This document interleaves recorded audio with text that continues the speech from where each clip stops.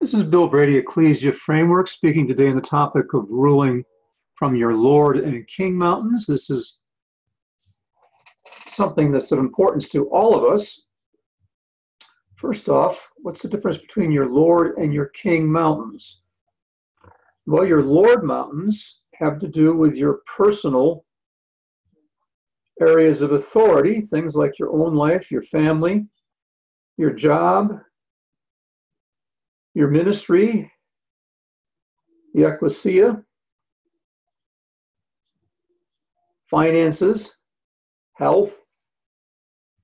You have a Lord mountain for each of these areas and some other areas as well. You rule as a Lord on those mountains for those areas of authority.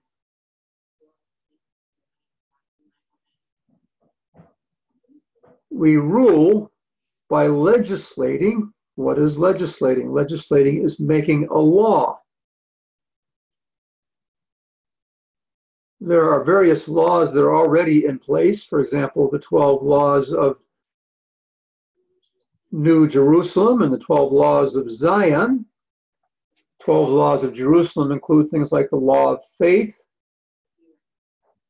Laws of Zion include things like the law of sonship, lordship, kingship.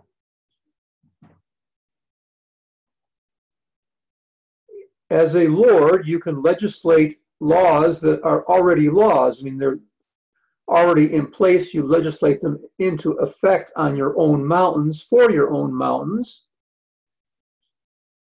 For example, the law of faith.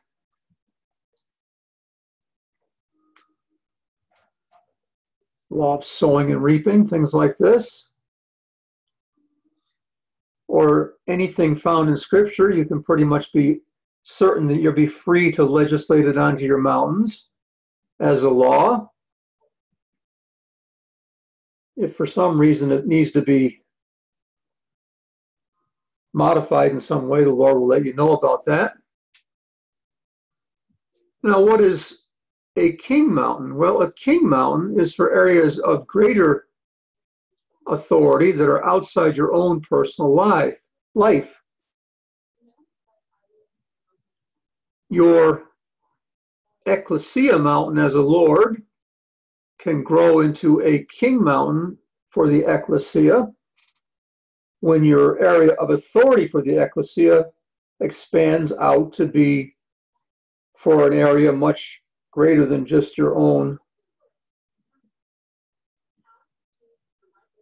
local expression of the ecclesia. Your Lord mountain for ministry can grow into a king mountain for the same topic. For example, you could have a Lord mountain for freedom, and you have a local ministry helping others to come into freedom in your local area, maybe for your family or for your ecclesia. But you're faithful in the small, and He gives you more. And then your area of authority for freedom expands out to maybe a national authority or even a worldwide authority for freedom. And you end up doing governmental actions in heavenly places with others on a bench of three,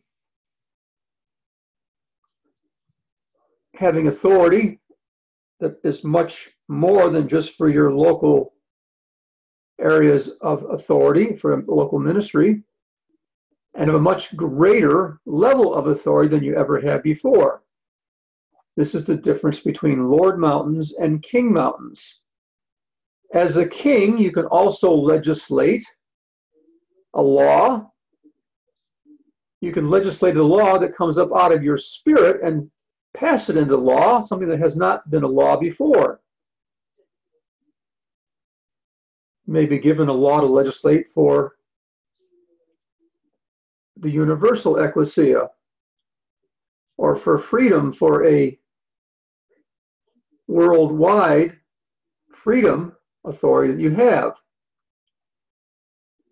So legislation is a part of both being a lord on a lord mountain and a king on a king mountain, the difference being that the lord legislates laws that are already in effect.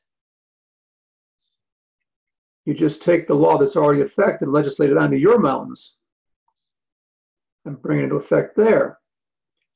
A king can legislate new laws that pop up out of your spirit. They're mandates that are given to you, something that's given to you to legislate. How else does a lord and a king rule? Well, you can rule by raising your scepter. You can rule by pounding your scepter on the ground. You can rule by breathing out fire, by breathing out blue breath of Jesus. In other words, your spirit, which is your blue light being, breathing out your breath, your blue light spirit onto others.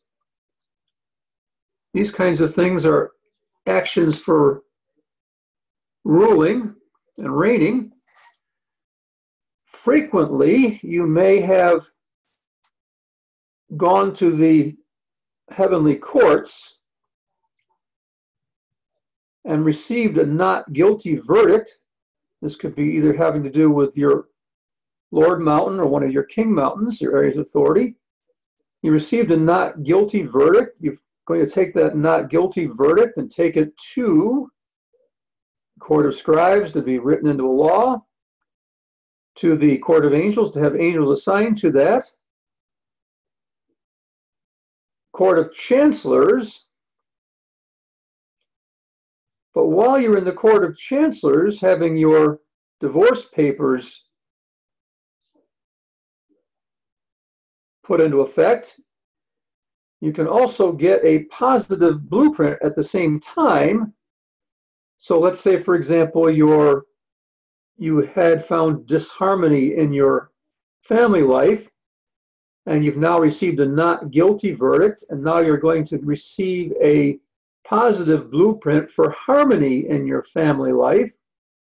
And at this point, you pass that positive blueprint into law as a lord in this example. Or if this is for a larger group of people, it might be something you did on your King Mountain, and you pass that into law for that group. You can enforce decrees, like divorce decrees and so on, by raising your scepter and ruling on them while you're on your throne. There's a whole flow that happens, and you'll learn to flow in this as you sit down upon your throne. It will come naturally to it. You'll know what is reality and what is imagination only, remembering that there is a very area of boundary between imagination and reality, where your imagination becomes reality, and faith is the thing between the two that causes imagination to become reality.